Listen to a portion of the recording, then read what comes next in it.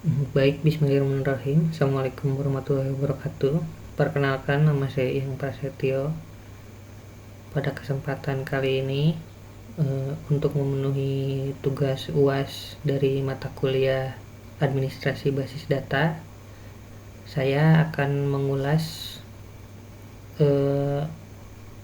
beberapa hasil dari atau materi dari praktikum administrasi basis data yang akan dituangkan ke dalam sebuah database. Langsung saja, ini tampilan awal dari SQL Server-nya. Kita langsung klik connect. Setelah itu kita buka lembar kerjanya dengan cara mengklik new query. Nah, untuk membuat database-nya, di sini saya sudah menyiapkan skripnya sebelumnya. Nah, ininya. Baik, saya akan menjelaskan langkah-langkah cara pembuatan database-nya serta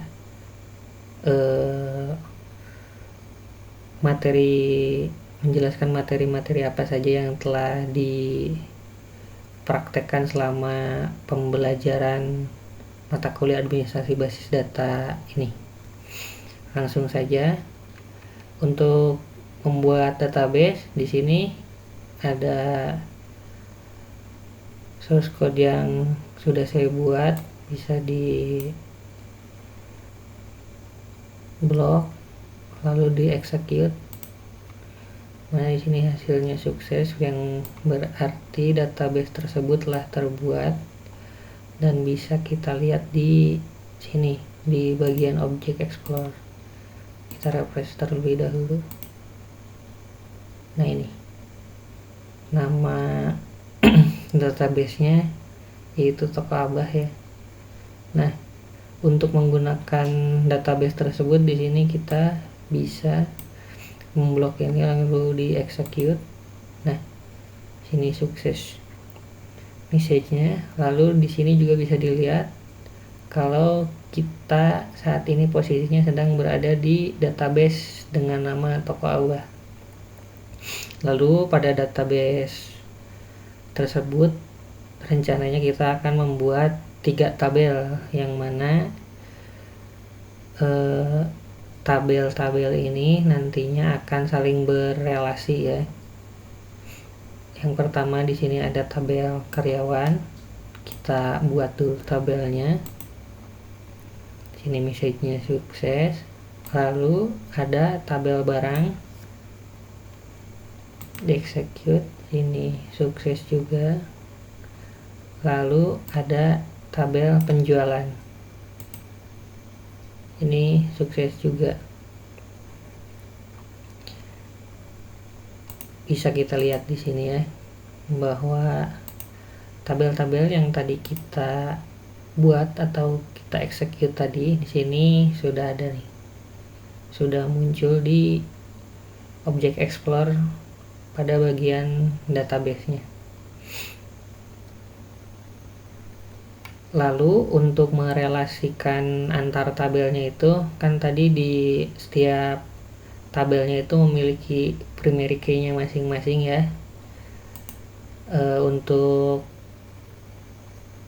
si tabel itu saling berelasi, di sini saya akan membuat foreign key pada tabel penjualan, yang mana pada tabel penjualan ini itu ada ID karyawan juga ID barang, di mana ID tersebut juga tersedia di tabel karyawan dan di tabel barang. Makanya saya akan buat foreign key-nya di tabel penjualan dengan cara ini. Kita buat dulu foreign key untuk ID karyawannya. Di sini message-nya sukses. Lalu untuk ID barangnya di tabel barang kita di tabel penjualan kita execute juga. Ini message-nya juga sukses. Kita lihat di diagramnya. Sini kita blok, lalu add, ini close. Nah, ini untuk diagramnya bisa dilihat sudah saling berelasi ya, dimana dari tabel penjualan ini sudah berelasi dengan tabel barang, dan tabel penjualan ini sudah berelasi dengan tabel karyawan.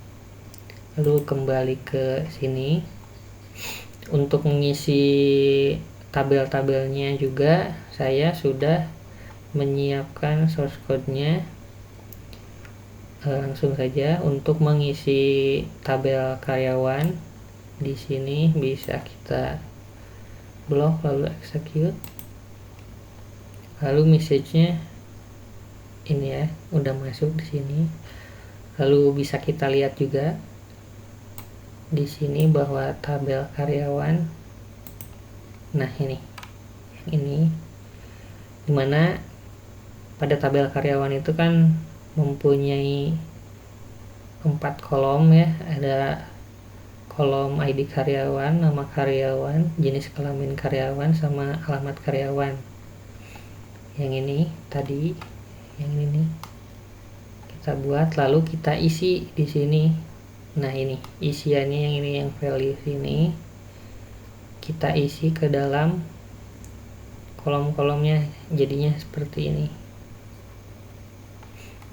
Lanjut ke pengisian tabel barang. Ini kita blok lalu kita execute. Nah, ini di sini cara melihat apakah tabelnya sudah terisi apa belum, kita blok ini lalu execute.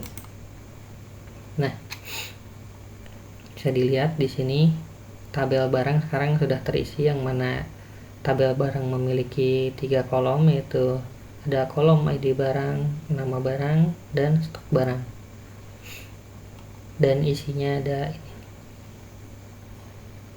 Lalu sekarang masuk ke materi trigger atau cryptic trigger.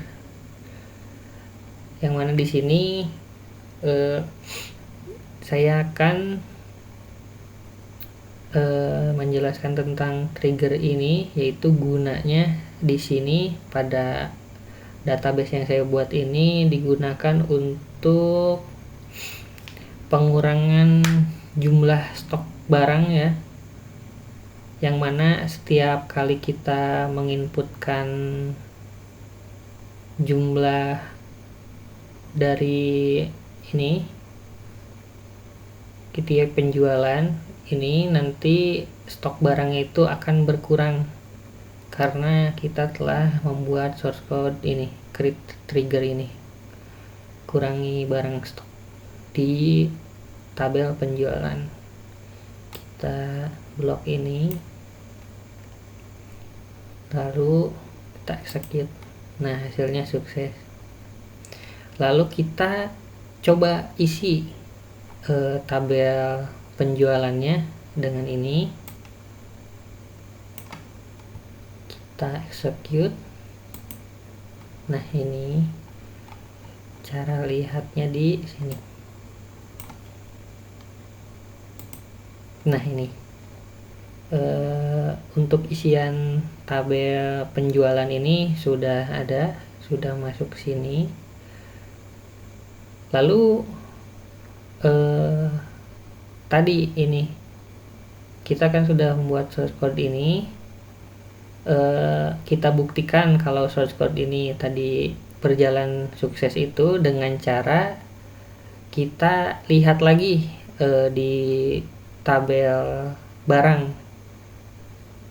Ini kita lihat tabel barang, kita execute. Nah, di sini bisa kita lihat bahwa stok di tabel barang ini nilainya berkurang.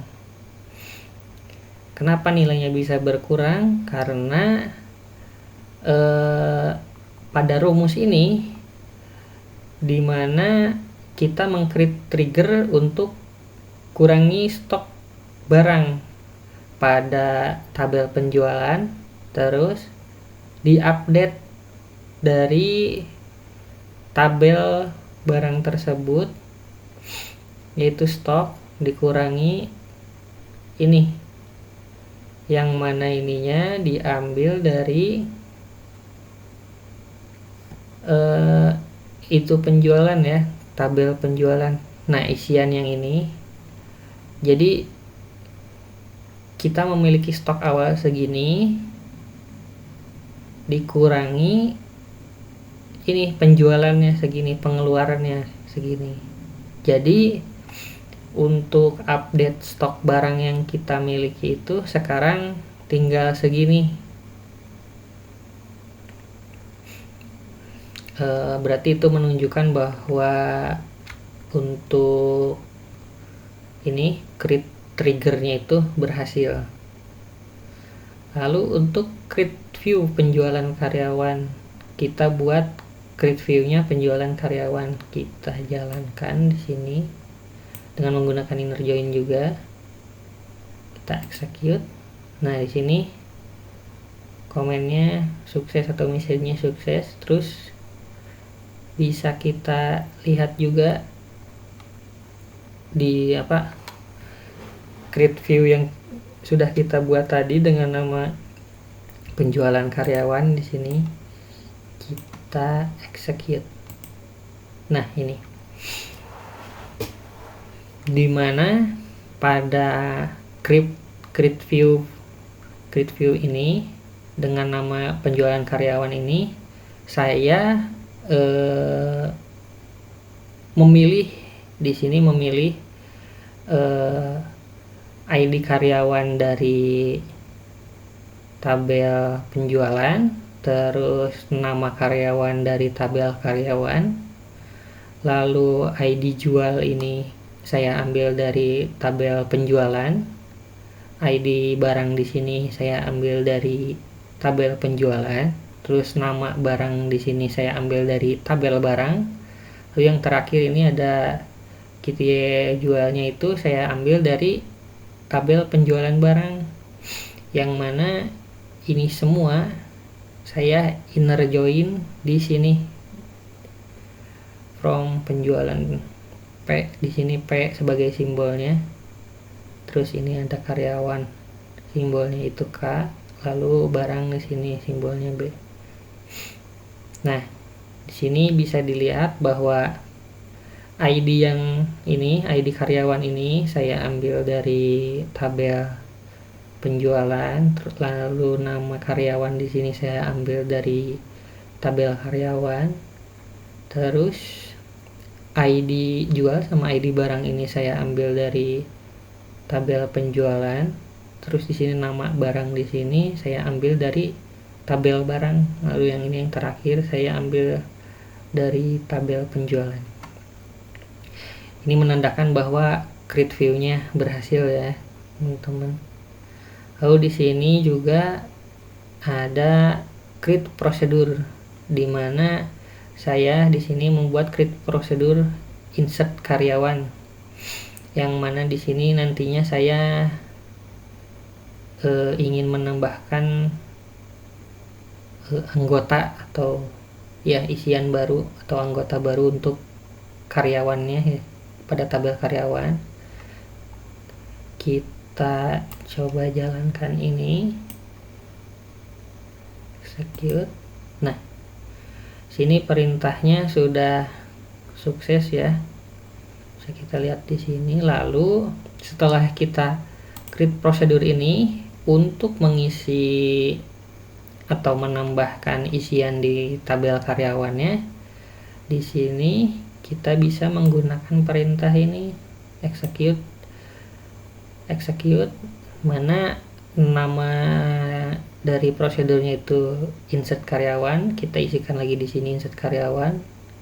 Lalu nah yang ini isian yang akan kita isikan di dalam tabel karyawannya, kita jalankan atau execute. Nah, ini kita lihat di sini hasilnya. Kita select from tabel karyawan, lalu di execute. Nah, bisa kita lihat di sini tadi pada awal pembuatan isian tabel karyawan kan di sini cuman ada dua karyawan ya. Di sini cuman ada karyawan 1, 2 ini atas nama Udin sama Yani. Lalu dengan create prosedur kita tambahkan lagi satu karyawan baru, yang mana di sini ada ID karyawannya, ID karyawan 3, namanya Tono, jenis kelaminnya laki-laki dan asalnya dari Bandung atau alamatnya dari Bandung. Di sini sudah masuk di tabel karyawannya. Nah, mungkin itu sedikit ulasan atau rangkuman dari semua materi pertemuan atau materi praktikum yang ada pada mata kuliah administrasi basis data yang bisa saya jelaskan juga di sini tadi. Mungkin cukup sekian pemaparannya, kurang lebihnya mohon maaf. Ditutup. Billahi taufiq wal hidayah. Wassalamualaikum warahmatullahi wabarakatuh.